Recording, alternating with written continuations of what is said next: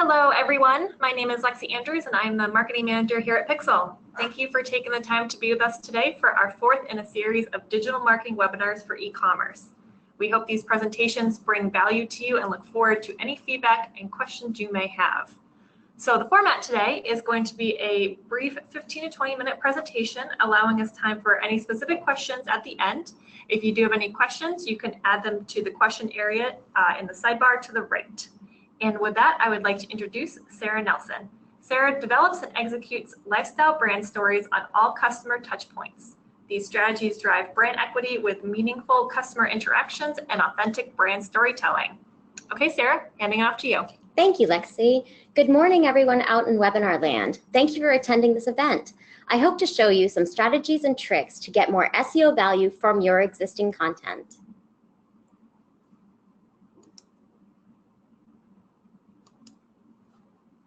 As Lexi mentioned, I'm a senior content marketer and have been at Pixel for almost 2 years.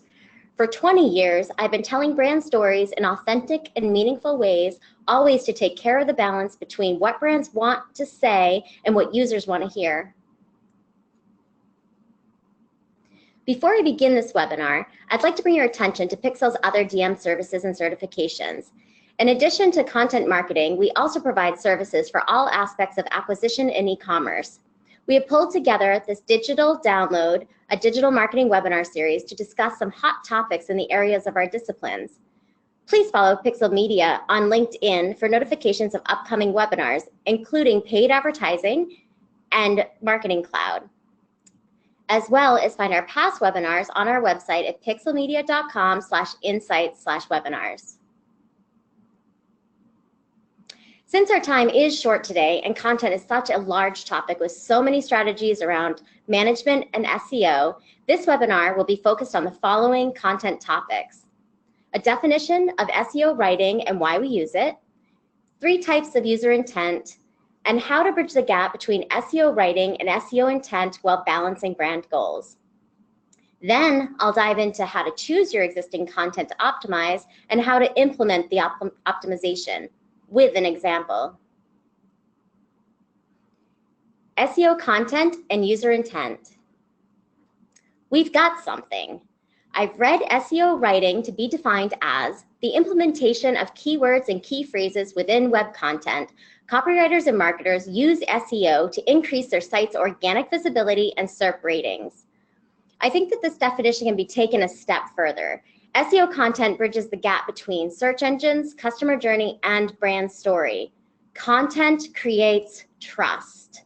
Consumers are 131% more likely to buy from a brand after reading their content. Investing in content marketing is as good for brands as it is for gaining the trust of the consumer. Content marketing can cost 62% less than traditional marketing and generates about 3 times as many results. To build trust, we as content strategists also need to consider the user intent. Google's main mission is to organize information for their users. They want their users to have a good experience getting to where they want to go to trusted content the first time. It's our job to be sure that we are clear in our messaging and organized in our content so Google can get users to the pages that are of value to them, and in turn, making the users of value to us. Users want something. Let's look further into what drives users on search engines. This is helpful to match users to content. There are 3 types of user intent. Navigational, go. This user knows where they want to go and go directly. Informational, know. This user wants to know something. They're looking for information. Transactional, do. This user is looking to engage. It can be easy to remember user intent as go, know, do. With a better understanding of user intent, we can bridge the gap between customer journey and SEO strategy. This is a fantastic graphic by HubSpot explaining how navigational, informational, and transactional searches relate to SEO strategy through brand building, content marketing, including long tail and semantic searches, as well as information-rich product pages and schema. On a side note, look for more information on schema markup with our previous digital marketing podcast on schema markup by Colin McKenna. This can be found on our website. Now that we have a quick review of the definition of SEO content, discussed user intent, and related this information to SEO strategy, I'd like to explain how to choose and optimize existing content. There are many strategies for optimizing content. I envision this process a bit like playing Plunko. Remember Plunko? It's the board game with a bunch of pegs. You drop the disc from the top of the board and it bounces back and forth on the pegs until it reaches the proper destination. I feel the same can be said for content organization and optimization. It's never a straight line solution. There are many factors to take into consideration, causing if this, then that scenarios. Each peg represents a different strategy and optimization technique. Hitting the right pegs, so to speak, keeps the content headed in the right direction and ultimately to the right user. In this exercise, we're going to follow a path for an existing piece of non-shoppable content. In this journey, we will follow along the path starting with a broad view of existing content. We'll look at business strategy, content types, content purpose. Then we'll choose existing content. We'll look into how to identify content to optimize.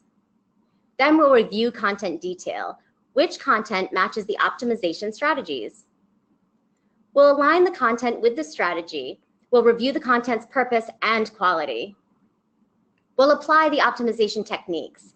We'll use optimization best practices to bring it all together.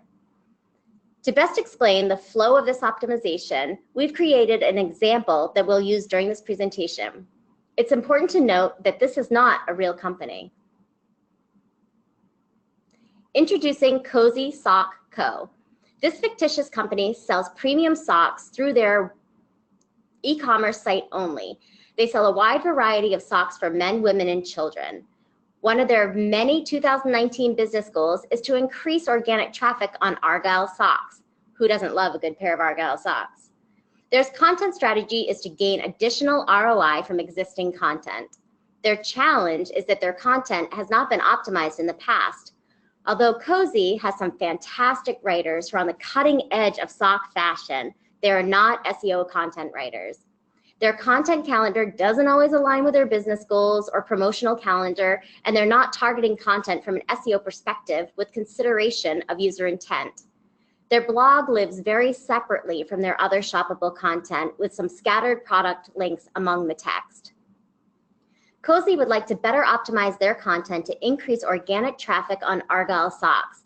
They'd also like to better align their existing content purpose with their SEO strategy. Broad view of existing content. When looking at existing content, we must always remember to go back to the original business goals. These goals should never be too far away from your strategy, and you should always keep referring back to them periodically to be sure you are aligning them with your content strategy. Then it's time to look at your current content. What type of content do you have? Remember to think about content in a holistic manner. Non-shoppable isn't just a blog. It can be about us, your company story, and even your returns or email sign-up pages. Shoppable content such as content and product detail pages do not have to be just grid pages. They can incorporate content into each section to help guide users and offer valuable SEO content. It's an important reminder that a customer experience can be optimized by the user intent and SEO at every customer touch point. So now we can continue down the content strategy journey for our existing content for Cozy. When choosing how to optimize your existing content, use Google Analytics and Google Search Console as a guide. Here are 3 ways we use to splice up the data to target optimization. Top performing. This content is already performing well. High traffic, high conversions, and a good ranking keywords. Most opportunity. This content has the most opportunity for improvement. High traffic, high bounce rates, low conversion, and low ranking keywords. Targeted goal. This content has a particular goal in mind. Seasonal, timely, or promotionally based. Cozy has decided to choose the existing content with the most opportunity. Cozy took a quick inventory of all of their existing Argyle sock content. Then they took a quick benchmark of organic traffic, conversion rate, and keyword rankings. Remember, their business goal is to drive more organic traffic to Argyle socks. If elements in this goal are different, other metrics may need to be substituted. For example, if my business goal is to increase email traffic, I would be using an email channel in place of organic traffic, and I may not need to use ranking keywords, but I might consider open rates as a metric. Here, Cozy has found that product pages are performing strong. Category pages show some area for opportunity, but Cozy is looking for the most opportunity. Their non-shoppable content is a blog titled, "We Love These Socks." Now, I just happen to know that this blog post is about Argyle socks. Not that you're getting that from the title, but more on this to come. This content shows low performance with low organic traffic, low conversion rate, and keyword rankings that don't match user intent.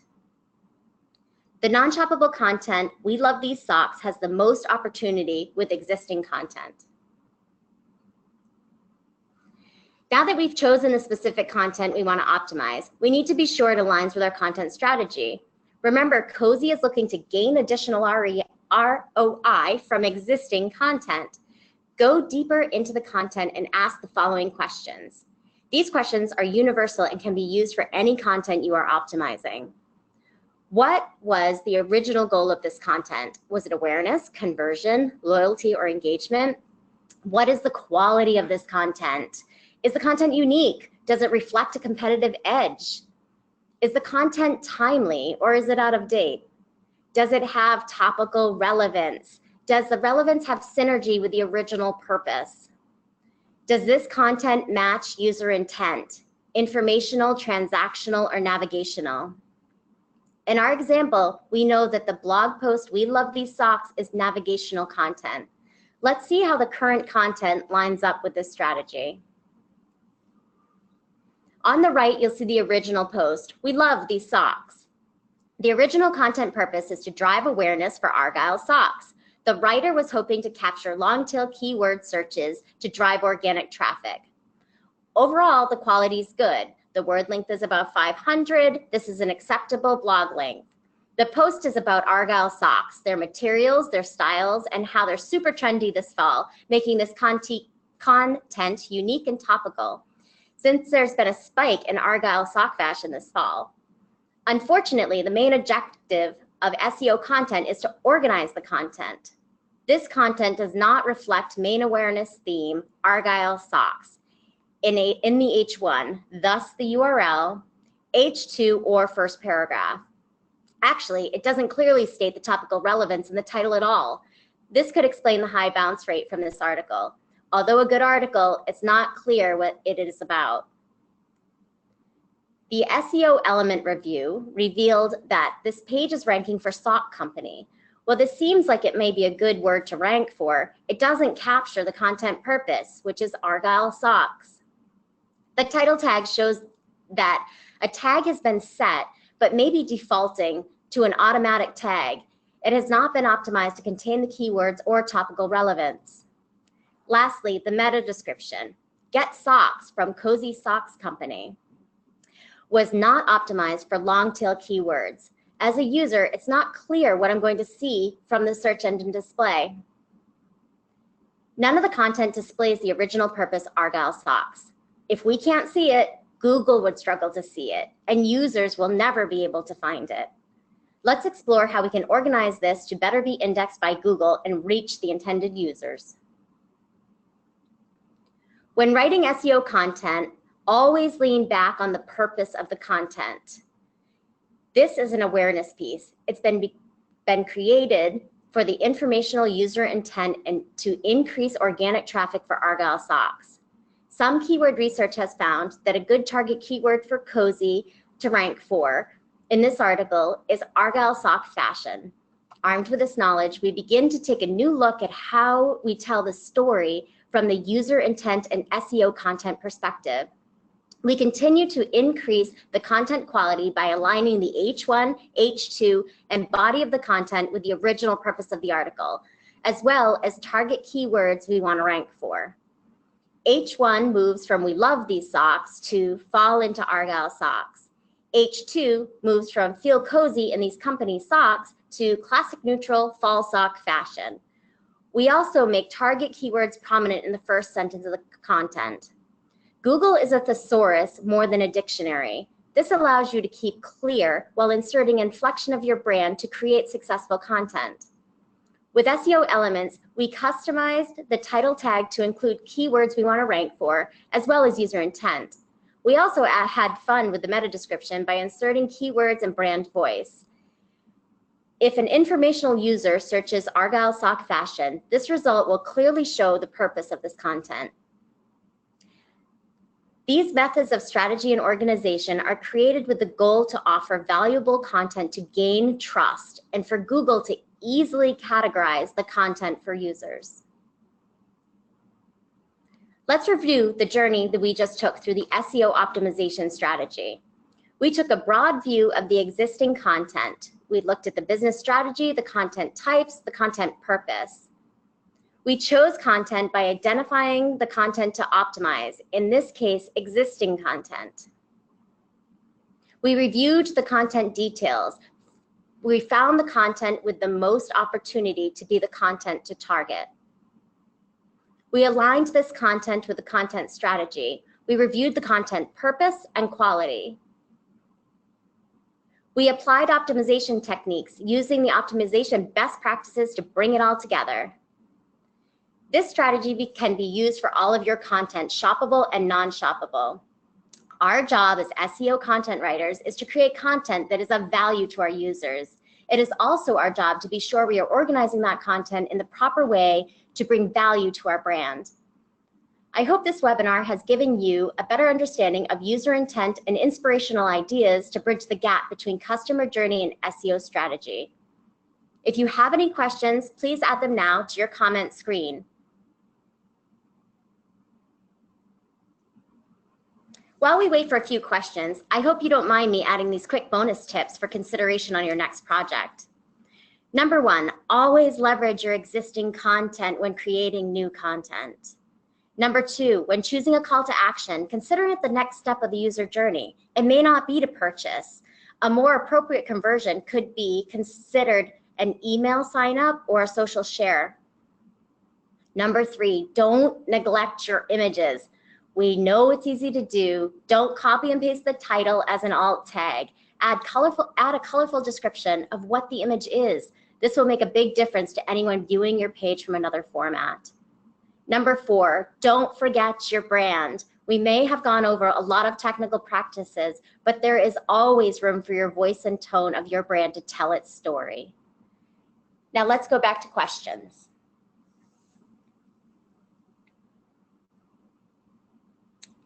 How do I track the results? Okay, well, as mentioned in this presentation, you'll want to benchmark your metrics when you're choosing your content. So your business goals should determine those metrics. So they will change depending on what your business goals are. We gave the example of the email metrics versus what we were looking at, which was bounce rate and engagement. So these metrics should be looked at about every 30 days, and just to keep a pulse on it, to be able to keep fixing your content to what you need it to be to perform well. I think, is that all the questions? Yep, I think that's all the questions. So thank you all for listening. If there are any further questions, please feel free to reach out. Just a note, we will make this presentation available right after we get off, and we are looking forward to having you on the next one where we'll go into optimizing your shopping feeds. And just as a reminder, if you want to look for this webinar or the rest of the digital download marketing series, it will be on our website at pixelmedia.com/insight/webinar. Thank you all so much.